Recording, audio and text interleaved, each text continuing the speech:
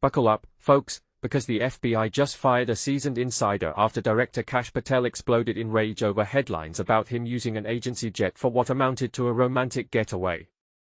It's the kind of story that mixes high-stakes bureaucracy with personal drama, and it raises big questions about fairness in public office. But here's where it gets controversial. Is this a case of hypocritical leadership, or just the price of accountability?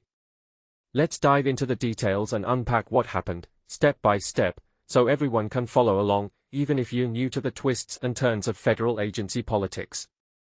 At the center of this uproar is Stephen Palmer, a 27-year veteran of the FBI who started his career back in 1998. He was suddenly ousted as the leader of the Bureau's Critical Incident Response Group, a crucial team tasked with managing major security emergencies, like responding to terrorist threats or natural disasters, and also overseeing the agency's fleet of aircraft. This makes Palmer's role sound pretty vital, right? Imagine being in charge of decisions that could protect lives or handle crises on a national scale. Yet, he became the third head of this group to be let go since Kash Patel took over as FBI director in February under the second Trump administration. The first was Wes Wheeler, fired in March, and then Brian Driscoll in August, who is now suing the administration for what he claims was unfair targeting over his perceived disloyalty to the president. What sparked Patel's fury? It all started with reports about him borrowing an FBI jet to attend a personal event, watching his girlfriend, country singer Alexis Wilkins, perform the national anthem at a wrestling match. Not just any match, but a real American freestyle event, which might sound niche but highlights how these moments can blend public duty with private life. Patel even shared photos of him and Wilkins together on his X account the day after, adding a touch of personal flair to the story. But here's the kicker, the press stories about this flight enraged him so much that he lashed out, leading to Palmer's swift dismissal. According to a Bloomberg Law report, which first broke the news based on 3 anonymous sources, Patel was livid after media outlets covered his use of the jet for this date-like outing. The sources were stunned by the firing, pointing out that Patel's flight schedules were completely public and easily trackable online via sites like FlightAware. Think of it like checking a bus timetable, anyone could see the details. The drama unfolded quickly. Palmer was reportedly given the choice to resign immediately or face termination. The official firing went through on Friday.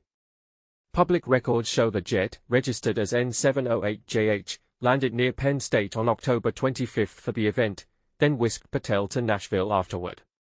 But as of Sunday, those flight logs were mysteriously blocked on FlightAware, with a message stating the aircraft is not available for public tracking per request from the owner-operator.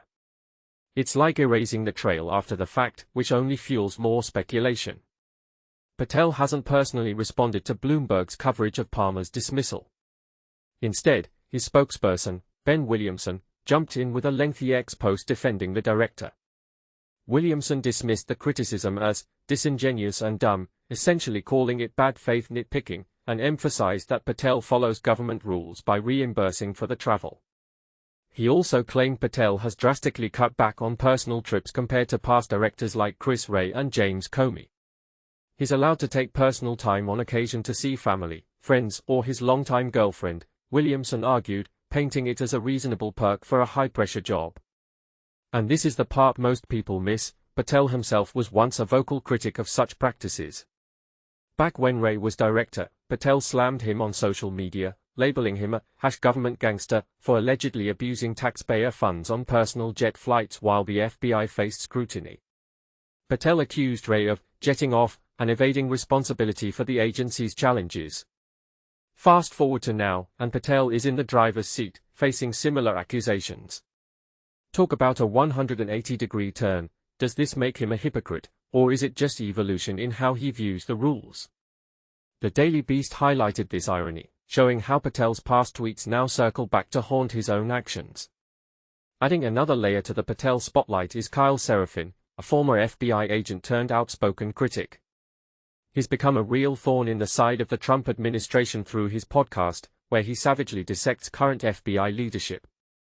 Seraphin was the one who first flagged Patel's jet trip, tweeting about it and later ranting on his show, "We're in the middle of government shutdown, and this guy is jetting off to hang out with his girlfriend in Nashville on our dime."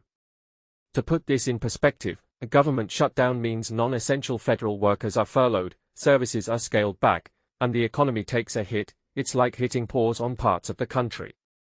By October, this particular shutdown had dragged on for 32 days, so using public resources for personal leisure felt especially tone-deaf to many. But wait, there's more controversy brewing.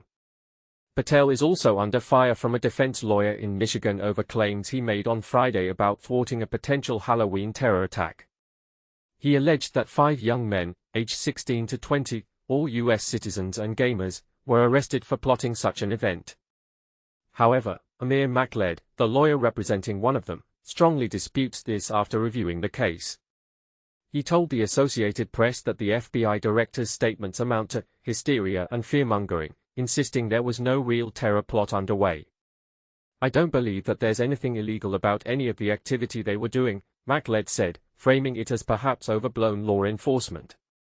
This raises prickly questions. Is Patel exaggerating threats to boost his image, or is this legitimate caution in a post-9/11 world?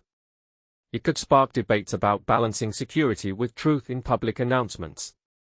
So, there you have it, a whirlwind of firings, jet controversies, and competing narratives that expose the messy side of leading a powerful agency like the FBI. From personal perks that echo past criticisms to accusations of fear-mongering, this story isn't just about one man's outburst, it's a mirror on accountability, privilege, and public trust in government. What do you think? Is Patel's use of the jet a harmless perk for a busy leader, or does it cross a line into hypocrisy? And should Palmer's dismissal be seen as justified or excessive? Do you side with the critics like Serafin and Makled, or agree with Patel's defense? Share your take in the comments, let's discuss.